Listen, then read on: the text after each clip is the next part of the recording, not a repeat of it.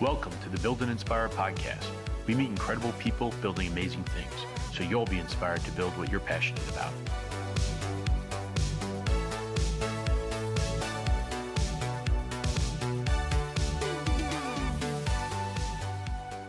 Alfredo, ¿cómo estás? ¿Qué te pasa?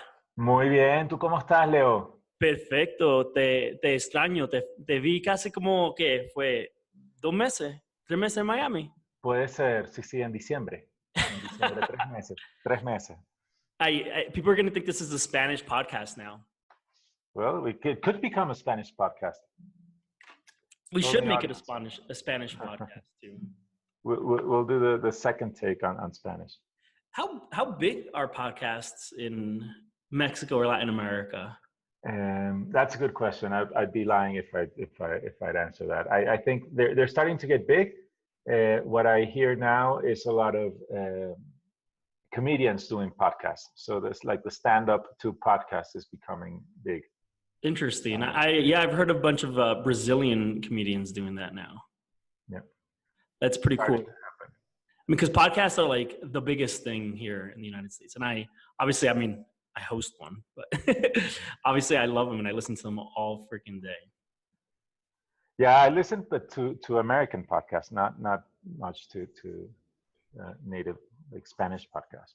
Interesting. That's something that we're going to have to look into, because maybe that's something we need to explore and actually do. Yeah. I'll work on my Spanish. It's good practice. Yeah. Well, I want to say thank you so much for doing this for the second time. So obviously no one knows, but we actually ended up recording this in Miami in person, but it didn't record.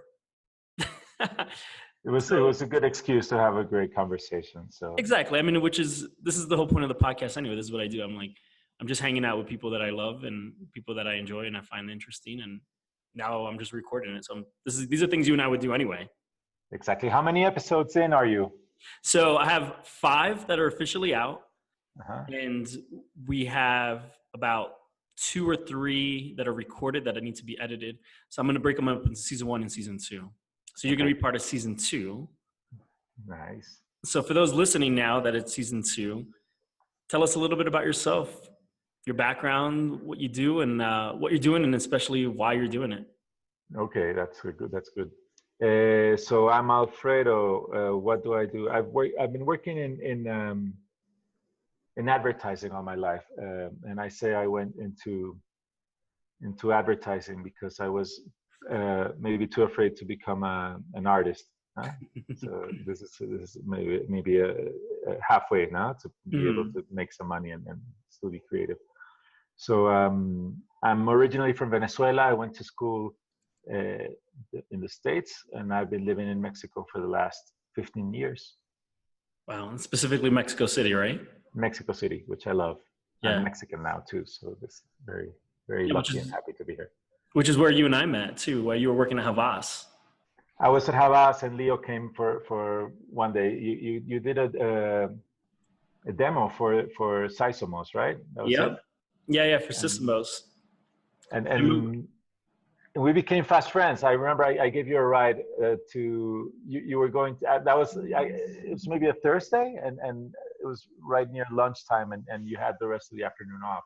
Yeah, and you're like, hey, I'm heading down towards your hotel. You want to ride? I'm like, sure. And then we ended up bonding because we have the same cell phone cover. I remember that. Yeah. I don't have that anymore. Now I switched, but yeah, that's funny. We got to change that. But how long were you at Havas? I spent 10 years at Havas. It's a lifetime in advertising. Oh, heck yeah. I think 3 years in advertising is a long time. Yeah, I spent a long time in a way because I had maybe, it was like 3 or 4 different jobs at Havas. So I was very lucky. I was invited to be part of the team that started the branded entertainment in Havas. And this was maybe 2007. So it was very early on, and in Latin America, very, very early on. Sure. And it was the first 4 or 5 years were amazing because we were doing things that I still consider very, very breakthrough. And also we're doing like original branded content for open television. We were doing podcasts back then. We did a podcast. Oh, did you? We did a podcast for a contraceptive. Which was Oh, great. interesting. It was like a very racy teen soap opera. How long ago was this? This was 2008. Really? Wow. Yeah.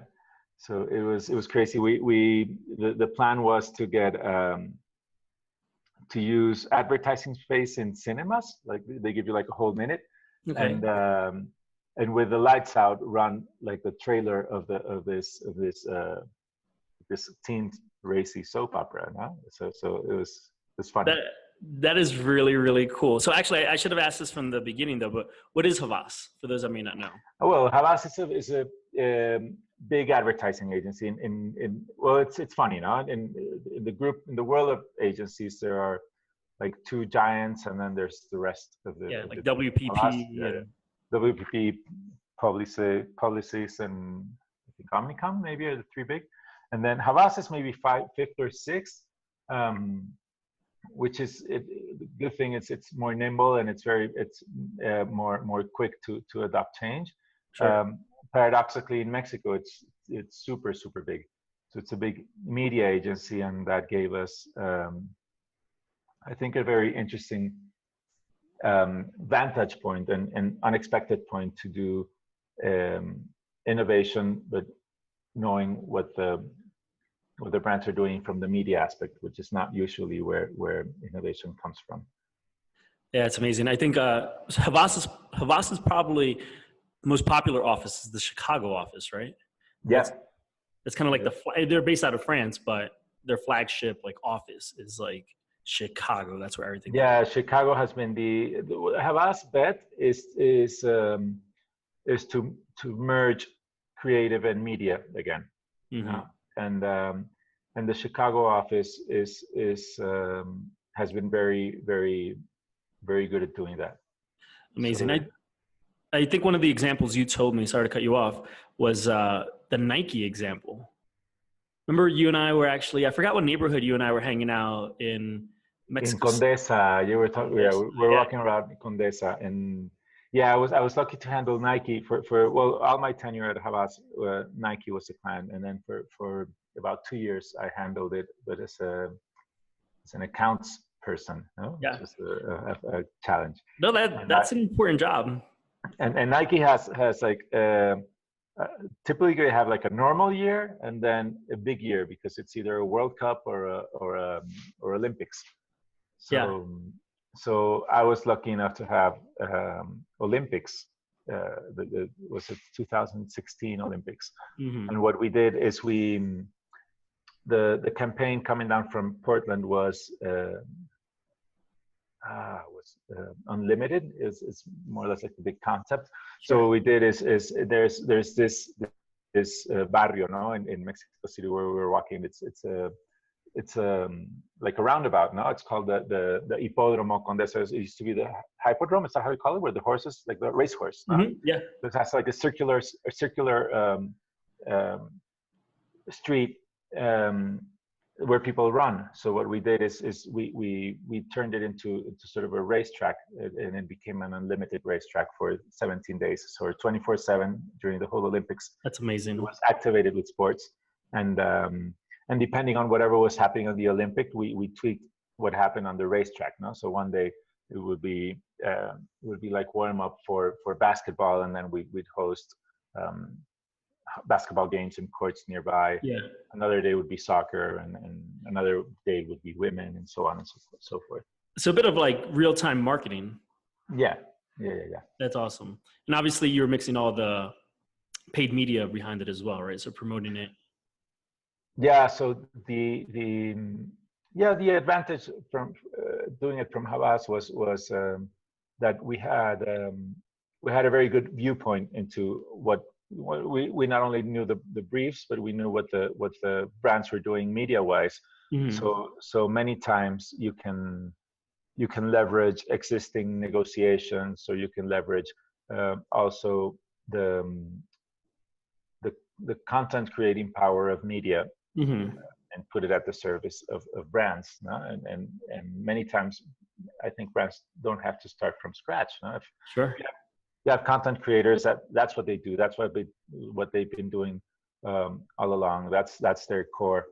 So why not tap into that, no? Instead of trying to build everything yourself. No, obviously that makes sense, and that's what people are doing now, especially with like influencers, right? Like getting them to create content.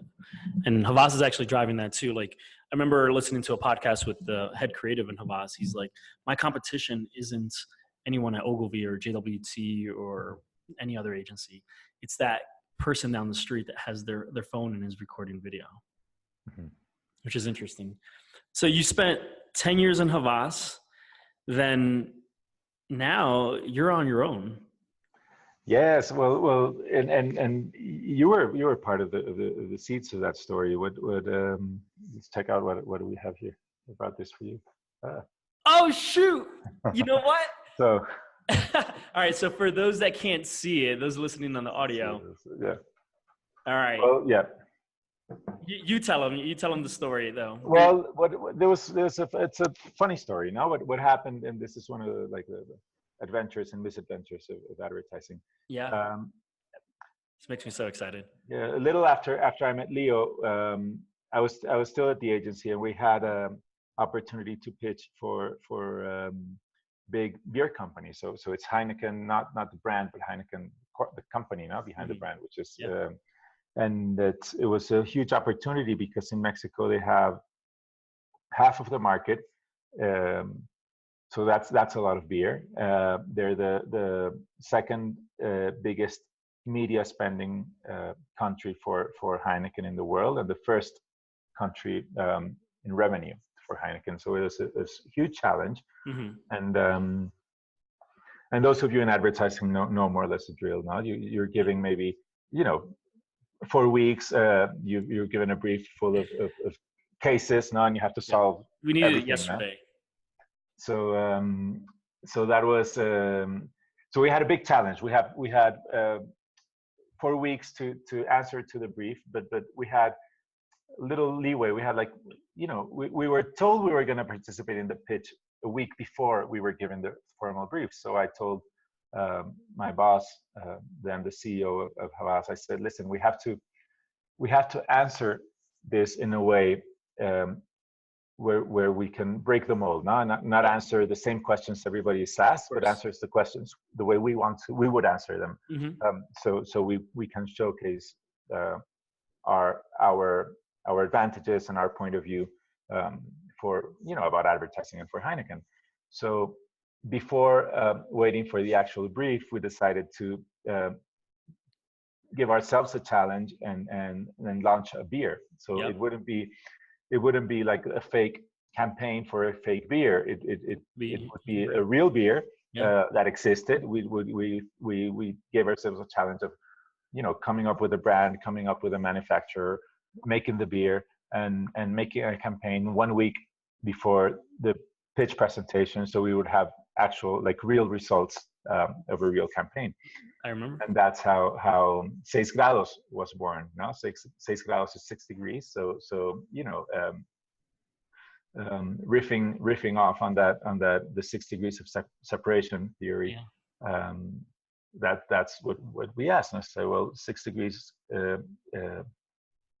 is beer is the original social media. No, so that's why we have this beer now, because having a beer with somebody is much more than liking them on Facebook or Instagram or LinkedIn.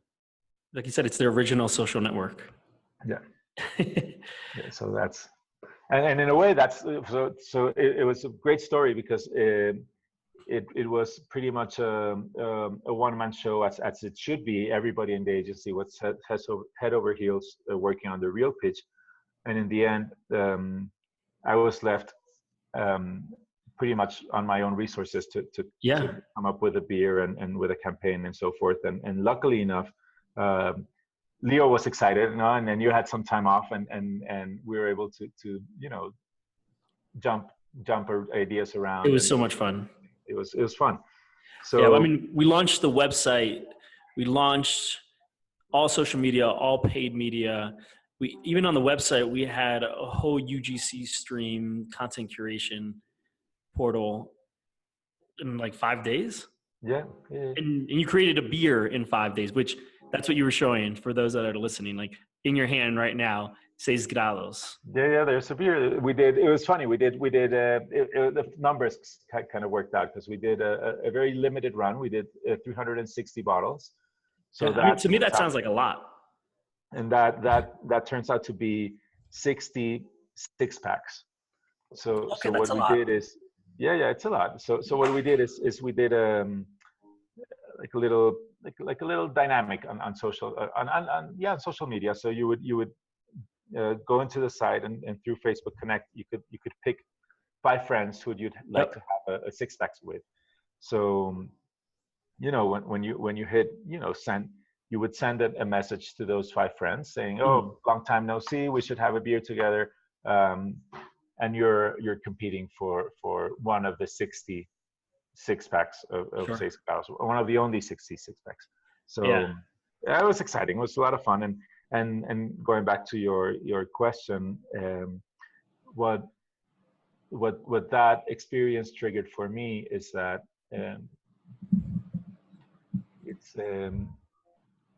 I came into advertising because of this creative spark, and you want to make stuff. No? You want to be an artist, yeah. And now, but for the first time, I was able to make, and not advertising, of course. You make the communication, and you make campaigns. You make that for someone else. No, you make it on brief, and you make it. It's on. You're at the service of your client. So what was funny in this case is that we were our own client, and we learned that what we have, our skill set from advertising can also help in making the product itself or the brand itself. We could advertise. No? So of course. So it sort of reframed the way I thought about my work and the way I thought about what I was capable of, and was the seeds of what I'm doing now, which is a new exciting project. So what is it that you're doing now? Well, last August, so almost 6 months ago, we started PostData, which is a small consulting gig. And why PostData? Because even though we agree that every decision should be based on data and information and observable and recordable events, we think data is overhyped now, and it's overblown, and it's worthless unless you can come up with insights and actions from the data. So what we're doing is we're doing marketing, but with an outsourcing type of solution. No?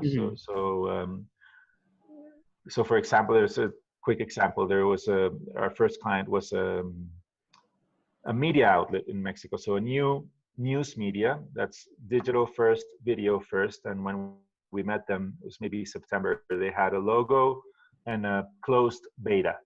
And they wanted to launch on December 1st because we had a precedent change. No, it was the day. Yep, I know that well. Yeah. So it's a big challenge. No? I said, well, they were asking us. They were trying to engage us as an advertising agency, and I was very, very sincere with my client. I said, listen, you don't have enough to give us or to give anybody a proper brief. So there's garbage in, garbage out. No, you want to have maybe the best agency in Mexico. But that was good that you said that too. I think that comes from your account management days too, right? Maybe, yeah. It was worthwhile. No, it didn't seem like at the time, but so he said, listen, what I propose is to work on your brand first, and then we'll see what the advertising looks like. But we need something to start with. Yeah, of course. It's not the logo is not enough. No. Well, what ends, like you said, like you shit in, shit out. What ends up happening is it doesn't. Whatever you make isn't what they think or what they want, and that's because, like you said, you had shit in. So at the end of the day, they're not gonna like what you like, and you're gonna get blamed for it. Exactly.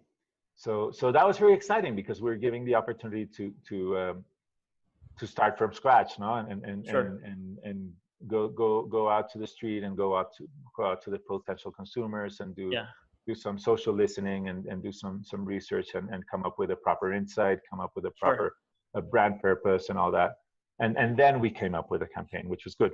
Well, I think the key takeaway that I take from there is that was just an opportunity you had. You had an opportunity to be a real trusted advisor, to be a real support system, to be a real consultant, right? Like, so you could have just said yes, right? Or you could have said no, right? And then moved on like, hey, call me when you have your shit together.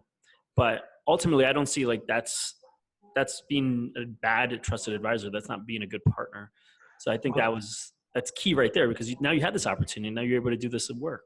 Yeah, and the reason why we can tackle that is, and I was also very excited when I started putting PostData together and talking to you about it. I remember you showed me what your friend Jay Mandel is doing in New Episode York. 2. Yeah, exactly. No, I heard it. I did my values already. He's amazing. I had to talk to Jay about it. So and it was great because we're looking at the problem, and we're proposing a solution in a very similar fashion, where we think that I think the moment for big agencies is maybe over, or at least it's not necessary. And, Why do you say that? Because I think the consumer has changed, and the way to communicate has changed. And you were talking about it. Now you can now you're not chained to big media, for example, for distribution, because influencers can do that for you, and maybe that's good enough, or that's more than enough. So the rules have changed, and that they have changed, and the rules not only of what the consumer expects and how the consumers get their messages, but also the way we work has changed. So we don't need. I think we have much more access to infrastructure. We have much more access to flexible infrastructure. We have much more access to talent and everything has become very specialized. So what we saw when we tried to when we founded PostData is that our job or our focus is to identify and integrate the right talent for the right challenge. That doesn't mean we have to own that talent. It's almost the opposite. No, it's more. We're more likely to find better talent if we're open about it, and that they're excited to work on it.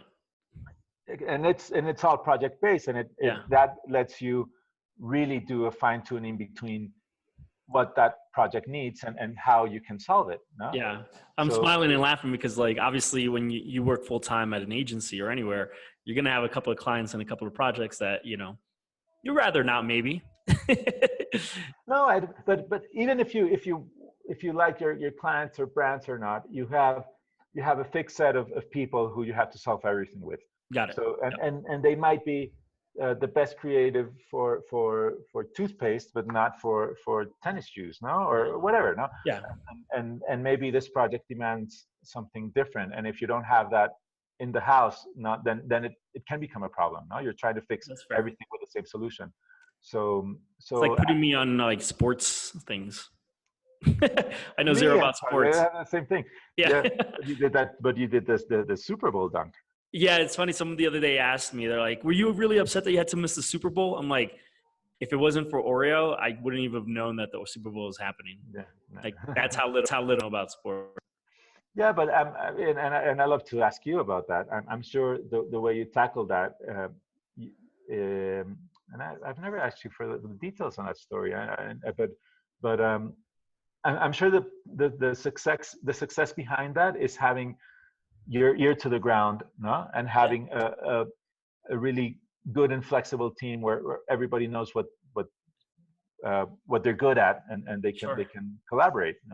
Yeah, no, 100%. It's like it's exactly what you're saying. Like, we used to say casting. This is when people start tuning out, by the way, because they're like, that was 7 years ago, and Leo, shut up, stop talking about it. But it was casting at the end of the day, right? Like we would hire, there was lots of people that we hired for Oreo that didn't work out. And obviously lots of amazing people that we hired that did work out internally and externally. So I think your approach to casting for the right project is a great way to think about it. It's almost like SEAL Team 6, right? SEAL Team 6, they have different groups that focus on specific areas. You have someone in a team that focuses on like desert warfare, and then you have one that focuses on like Arctic warfare, if that exists, right? But they do train for that kind of stuff. And at the end of the day, I see that's what you're doing.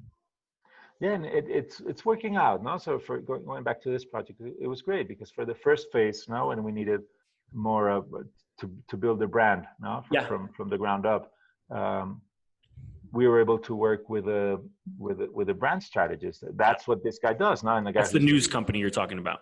Yeah, yes, and we were very, this guy is the guy who would, he's a sociologist. He's the guy who would go out to the street and interview potential readers and so forth, and get very deep now on why. He's a subject matter expert in that area. Yeah, and then when we have the brand put together, and we know, whatever we call it, the brand compass or whatever, and we have already a sort of a map of where we want to get to.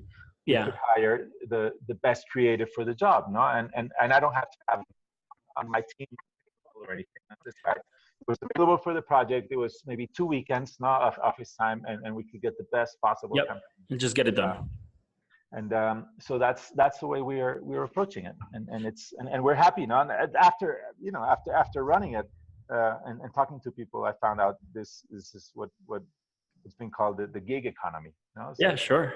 We're doing is just capitalizing on that. Well, it's essentially like you said. I love how you're tying it together too. Like it was what you did for Seis Grados. You just built a team. Like you called me up. I remember you called up a bunch of other people that you knew, and you're like, "Hey, let's get on the phone and let's just do some cool shit." Yeah, and it's working out. So what we're doing, and and I'll just finish it off now. We're doing that marketing, outsourced marketing now, which is that piece. So that's a more traditional looking service. We're doing some consulting, which is more to tackle maybe tougher questions and just come up with discovery and recommendation and action plan. And that's what we're learning there, which is been a lot of fun. Is we're finding a little product in teaching organizations on how to accelerate their video production. So you started the podcasts by saying you think of yourself as an artist, and anyone who follows you on social media knows that you draw little pictures and also that you're always creating music. And I know you and your family, you're always doing artistic things. Your company is called PostData, and now in the past, let's say 5-7 years, data has been like the most important thing, right? Like data-driven marketing. Do you feel like we're losing some of the artistry, or you have the inability to become and do art like you wanted to? I wouldn't say we're losing the artistry, but I think we are losing our confidence in making decisions on the aesthetics. No? Got it. And of course, there is a place for A/B testing, and there is a place for, of course, artificial intelligence and all that. But I think there's also a place for the muse, no, and these creatives that are like touched by the gods, no, and they know how to connect with the consumer, and it's more of a taste thing, no. Yeah.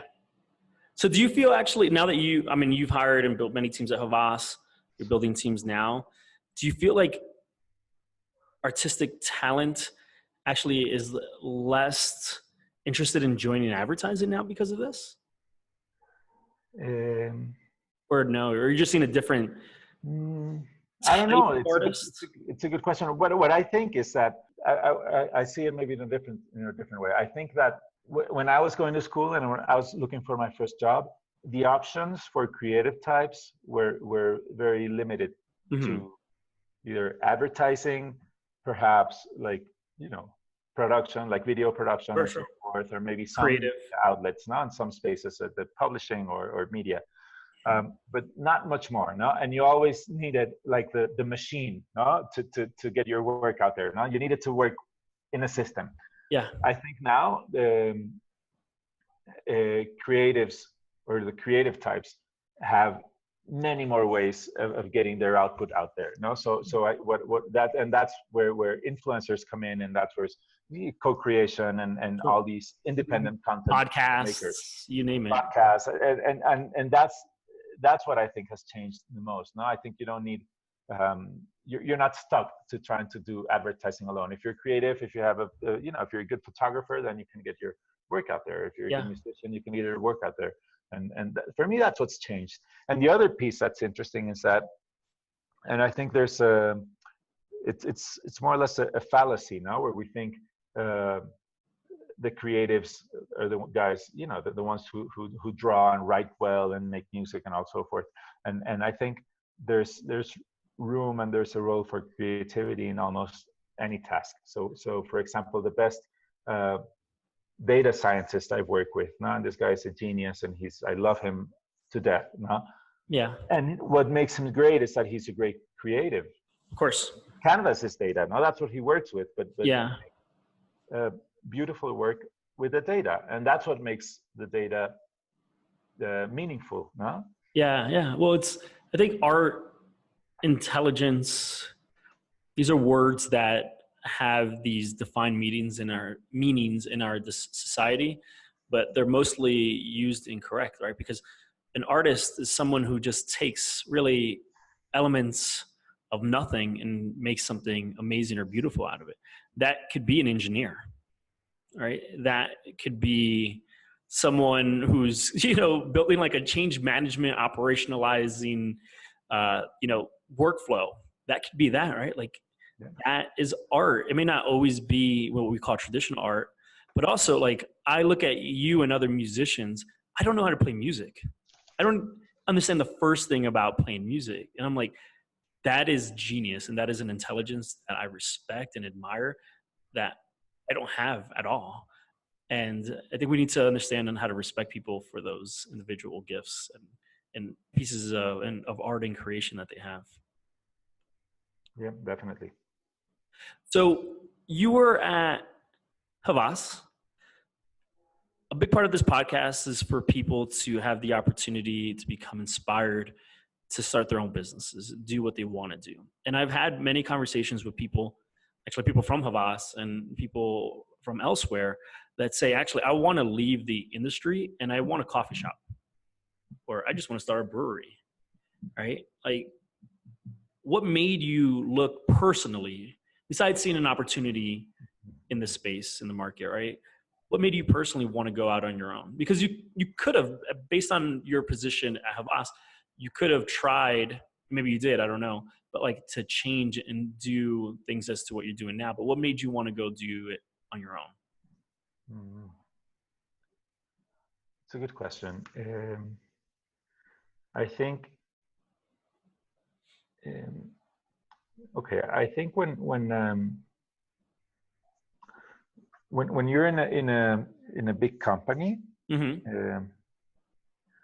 first, it's very likely not at first you'll get hired for, and you'll get paid for doing what you do now, or what you're set to do now. So that sounds redundant, but what I mean is, so if you're a creative and maybe you're a copywriter, then you'll get paid to push out copy, no? And you're doing and you're writing and you're getting your work out there, and that's your job, no? Yeah.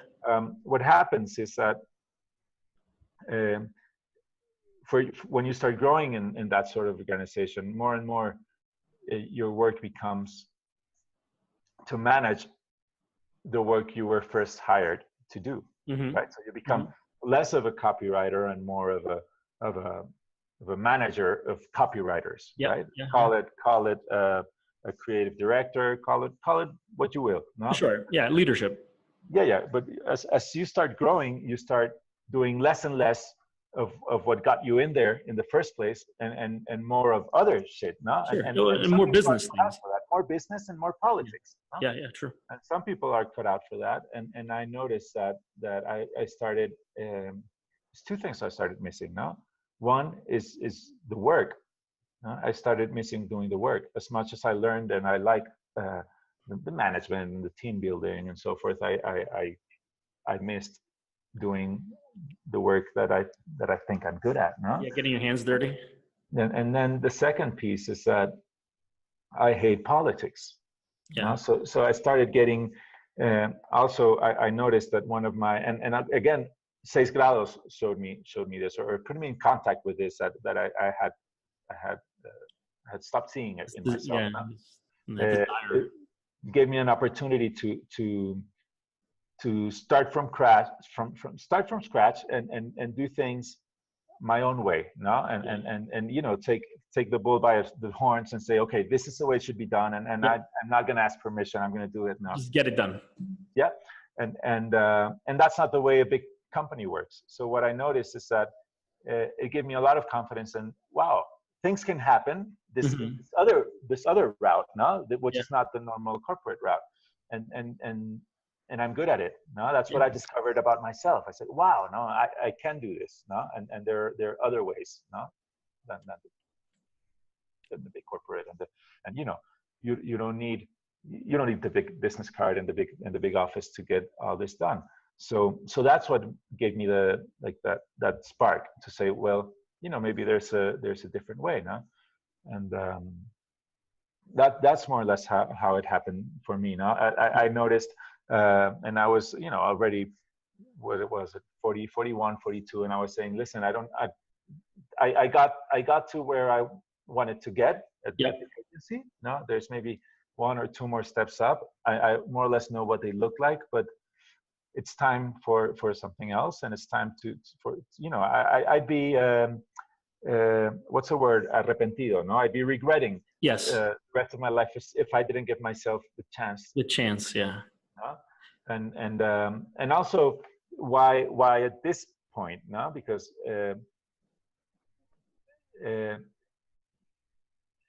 if I had done it earlier, I wouldn't have the experience or the confidence or the contacts, the knowledge to make it prosper now. No, so what makes happens sense. now is that of course it's very it's scary, no? And you're out there and you start knocking on doors and so forth, but what happens is, and in my case, no, after having a long career and an agency that's big enough where you get to see a lot of clients, you get to see a lot of collaborators. Havas is fantastic. In and out. I noticed that I have tons of people out there who know my work, who respect me, who like me, whom I respect and like back, and who are eager to work with. No, so it's a very funny story. No, and I'll end the question on this note. No, and I think you'll like this a lot. No. So I told you about the Heineken story and how that provided us with the opportunity to do 6 grados. Well, we didn't. Well, Havas didn't win that pitch. No, which is we're very sad. Part of the reason why I left is because that challenge wasn't there. Internally, you could have just blamed me. We should never have hired Leo. That was the problem. But then, so that was that. But then, last Tuesday, I had a beer with the client. No, with the guy who called the pitch. No, really, I love this. So, and why can I have the beer with this guy now? Sure, because I'm on my own. Yeah. Had I been in Havas, it's a non-starter. There's no way to have that conversation. But since now I'm independent, I was building. You know, I was trying to have an MVP. Good enough credentials to have a good conversation. Yeah. I wrote him. He was very eager to hear from me. We had a beer. I told him what I was doing, and now he's handling the innovation portfolio for Heineken Group, and it's an opportunity. We'll work together. Incredible. So those are the sort of things that can happen when you're smaller and more nimble. You're freed from the politics. Well, I don't think it's just that, because I think it's about who you are and what you want to do, because that's how Jay Mando and I met. So when I met you at Havas and Sysomos was a tool you were already using. When I met Jay, I actually was selling to him because he was looking for a new tool, and I lost that pitch. And he didn't buy it. That's right. I heard it. Yeah. Yeah, he didn't buy. And now we're like the closest of friends. So I think it's about personality and inspiring people to want to work with you and doing good work. Because the reason, and I don't know if you could share or want to share, but the reason they didn't go with you could be for 1,000,001 reasons. Maybe it was budget, right? Maybe they already decided to go with someone else. Maybe they were just doing it to see what else was out there. There's 101 reasons. So that just means that they loved your work and your team and what you were doing, and that's why they want to work with you. I think it comes down to trust, no, Yes. and how you're able to connect with people and with projects and putting and I think that the goal should be to earn trust and to keep that trust going, no.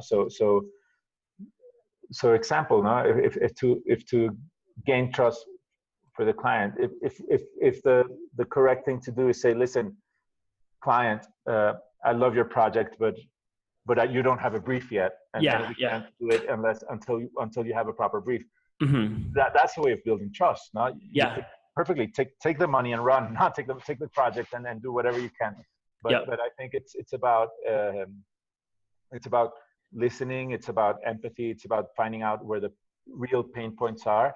Agreed. Trying to find out where if you can do anything about it. No. Yeah.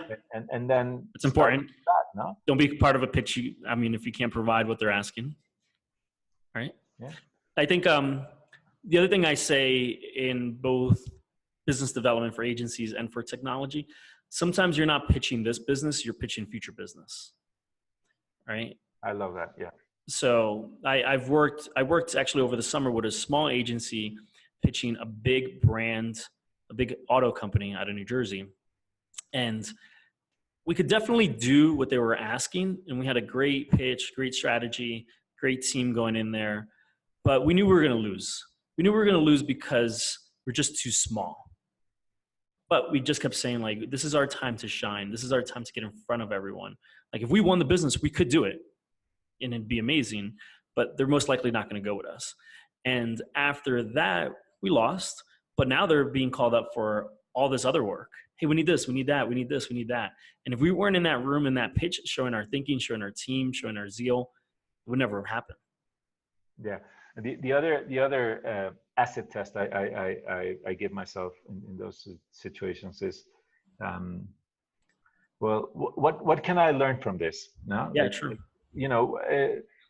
After we go through this, is this an opportunity to learn anything? No, and the answer is most likely to be yes. No, sure. So if it is, it's worthwhile. No, so you're maybe not you're doing it, hoping you'll get a business, but you're also doing it to give yourself a challenge, to stretch your capabilities, to sit in front and get your work out there, to see the reactions, and that's a learning experience, and that's winning. No, agreed. And you need to do it right. Like I was taught earlier on, I remember I was part of a pitch. This is when I was very young, and I knew we were going to lose. I knew we couldn't do it, but I wanted to do it. And my boss was like, don't do it.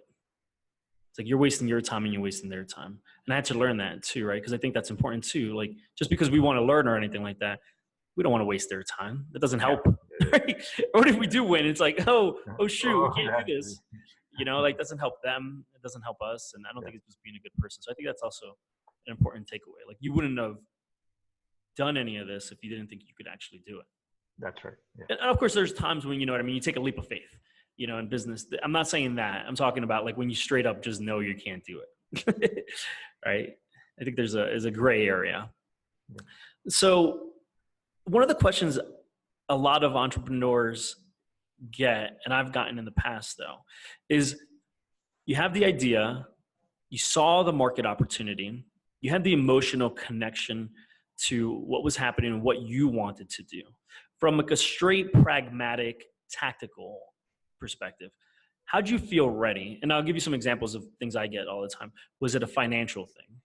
Well, you mentioned age, so we could talk a little bit about that too. Was it age, experience, finance? Was talking to clients and prospects, I should say? Was it a combination of it all? For me, there was a big factor in it. Was that, and I'm a nerd, and I'm a big nerd, so I was able to. I had I had I had a work frustration a few years back. Now, maybe I don't know, 2013. I don't know. Mm. I don't know. There was a promotion I didn't get, and I was questioning myself. Well, why did this happen? No, why is it that I'm not ready for this job? Why? No, and that set off a process that eventually made me decide going on to doing a master's, and I did an MBA. Yeah. So what the MBA it did give me. You went to Northwestern, right? I went to Northwestern. Yeah, the Northwestern School of Business, the Kellogg. They have a campus in Miami, which was great. For me, it was very practical, and No, it's a and fantastic also school. the network caters for the Latin American community pretty well. No? So anyway, no, I went through that, and it was really a stretch because I was in many ways I was sort of out of my, I don't want to say out of my league, but at least out of my comfort zone, right? Mm-hmm. So, but what did happen is that it gives you tools to look at things differently. Now, so I was able to have a much more sophisticated like business sense, Yeah, more true. frameworks to tackle problems from a business angle, and to frameworks to think things through better. And I also remember seeing them. You showed them to me. You Yeah. showed. I remember seeing them. Like you even had like ownership percentages and everything that I don't see a lot of entrepreneurs doing. So and also a network of people whom very trustworthy, no?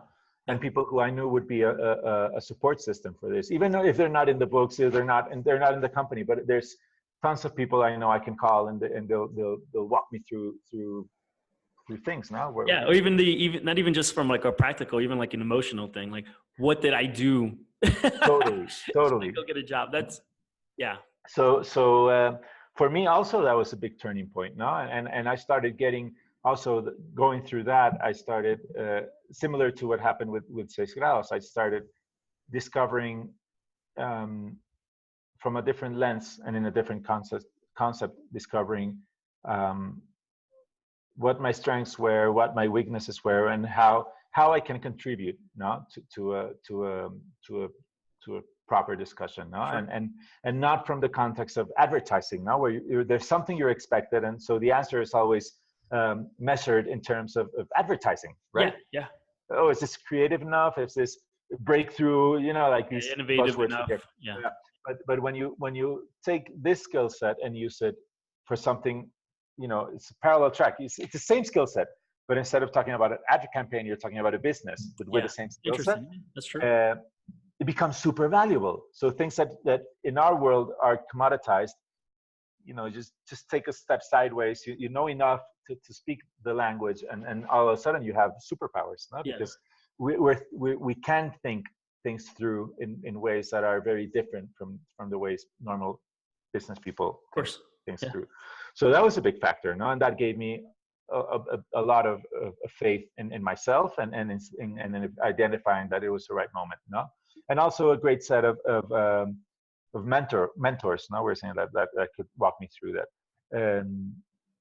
So for me, I think that was the turning point was doing that MBA and doing it while I was working, and doing it already with that little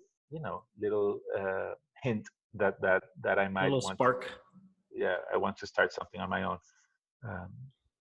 So that's having the experience, the knowledge to get going, that really set you up to say, I'm ready to do this because I'm going to do this well, and I'm going to do this with a plan.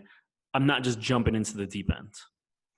Yeah, that's it. I think there's also something to be said about taking the leap. No, I think of course it's like having a baby. Now, if you wait till you're ready, you're never going to have it. No, you're never going to feel fully ready. That's true. Yeah. And what in a way what lets you become ready is doing it. So it's kind of a paradox, no? Like So of course, now there are better times than others, but I think yeah, I mean, once you feel you're there or you're almost there, it's there comes a point where it's just following through and taking the leap. Yeah, I think it's not risk, it's calculated risk. So the other piece in taking the leap was that I was while I was still at Havas, and without breaking any breaches or anything, I was able to sort of test the waters with a specific project with a friend from Kellogg that where I could contribute. I could see. I remember that you went down to where I Miami. was at. Yeah, and so that was very very helpful also. No, so before jumping off one platform, I was able to sort of test the waters of the next platform. Sure. Again, that calculated risk. Yes. So see more or less where you could land, and that also gave me a lot of confidence for that last mile.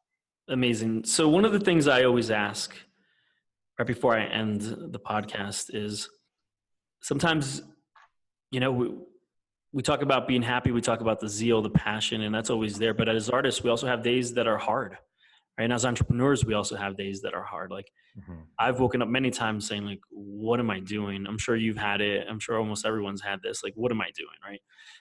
How do you push through those days? Do you just have a friend or whatever it is? I'll let you just answer without loading the question. Yeah. What I and I'm not always successful at this now, I'll admit. But, no, sure. I mean, I had this great advice from a coworker when I was leaving, and she told me about discipline. Now, so and it sounds very cliche, but it's there's little things now, like keeping a routine now, and keeping things that be ready for the work, like set everything up as if you were very busy, no? As if it was a lot of work, and then interesting. when the work comes, you'll be ready. No, I like that. So for me, and there's simple things, no? Like I have a family. I have 3 kids and my wife, and we have a dog. So it's very simple now. So the dog, she wakes up very early, and somebody has to walk her. So, that became like my discipline. Now is okay. Well, I'll walk the dog now in the morning. So every day before 7 a.m. I'm up. Now by that time I've walked the dog. I've given her food. I'm almost like ready to go. So I use that to structure my day. Now and then. That's amazing. My laughter is of recognition. That's why I was laughing. As you know, truth pug. Yeah. So I think I think routine, no, and setting yourself up for, I was very quick to get a co-working space, no, and get myself out of home, no, and sit at a desk, no, even if I thought I had nothing to do, and try to, to structure the day in a way where productivity can. Sure, you're working. Yeah. So and I think there's also, you have to, and for me that has been, I was very lucky that the first 4 months were very busy, were great. We got enough projects to keep ourselves, occupied, to have some accounts receivable now on the way. Some money. But then January and February have been very just slower, no, much slower. Yeah. So and I think that's part of the cycle. And the other thing is, for me, it also helps to try to keep myself busy by being proactive with the work. Like and like some of the things we're doing is I don't wait for the brief or for the client. Now there's two or three things we're cooking that before the opportunity comes up, we want to have a solution ready. Yeah. Right? So being, for me, that's also very exciting. No, if I think there's an opportunity, I'll try to, and that's more of an entrepreneurial side. No, I try to come up with a solution, be ready, and then push it out instead of having more like a pull dynamic. No, that makes sense. I think that's really important. Routine for me is really important. That's why I was laughing. Like I said, it was a laughter of recognition with the dog. Like, she makes sure I get up, right? Because I could always just hit that snooze button if she wasn't around and sleep for like 10, 20 more minutes. But I'm up, I'm dressed, especially where I've lived the past couple of years. Like, I need to get dressed to go outside. like, you know, it's freezing and I live on the 9th floor, so I really can't just like let her out. I actually have to go outside. So I get that very much. So thank you. I know you will continue to be an inspiration to many people. So I have to thank you for doing this. And you've always been an inspiration to me too. So thank you, thank you, thank you. And where can people find you if they wanted to work with you? Is it only in Latin America, only Mexico? Can someone work with you in the States? Someone who's in Australia? Even if they wanted to be part of your team. Yeah, definitely. We're based in Mexico, but we're very, very keen and very eager to start being as location independent as we can. Mm-hmm. So yeah, very eager to take up work coming from anywhere. Now, right now we're starting in conversations for projects in Peru. We're going to Spain near the end of the year to start exploring, and of course the States. It's so nearby, and I think there's many opportunities to do things in the States differently with people who think differently. No, so yeah. I think it's like nearshoring to Mexico makes a lot of sense. Sure. Because we have, you know, we have the language, we have a close enough cultural fit to be able to understand more or less where the bullets are coming from, and a different cost structure which is true now, and it can be a real advantage. So anyway, our site is postdata.io, and I'm Alfredo at postdata.io. So very happy to listen to challenges, or maybe we can help, and also to listen to talent, people who can be on board. Again, thanks to you, Leo. I'm already cooking something with Jay in New York. So there's a few emails back and forth, and I'll be there for 2 weeks in June. Oh, well, let me know, because then hopefully I could plan a trip that time too. Perfectly. Yeah, June 22nd. I'll write that to you. But it's very, very eager. No, it's again one of those very funny stories. No, through random connections, I met a guy who's a very experienced shoemaker. Okay. Yeah. I know this. Yeah. So this guy had an idea, and long story short, he had a very nice idea for a brand, but very, very, very bad. Very bad execution for the brand. Yeah. So we partnered with him. We're working out the marketing, and it's sneakers that will be made in Mexico, but sold in the States, and nice. and it's very exciting. We're launching it in very soon, and hopefully the test market will be in New York City, and got it. Walking the streets and talking to people in June about it. Amazing. You can't say the name of the company yet? Not yet. It's still not registered. We came up with a name last week. We ran after. Well, we did some data. We had maybe 7 or 8 names we liked, but that's a good. I think that's a good case for really testing the waters with numbers and seeing how people react. So we settled in on 4 names, but then only one of them was more or less readily available for trademark in the States. So yeah, as until we have that paper signed, I'm not. You can't share it just yet. All right. Well, hopefully by the time I launch this, I can put it on the show notes. Alfredo, muchas gracias, amigo. De nada. It's always a pleasure, Leo.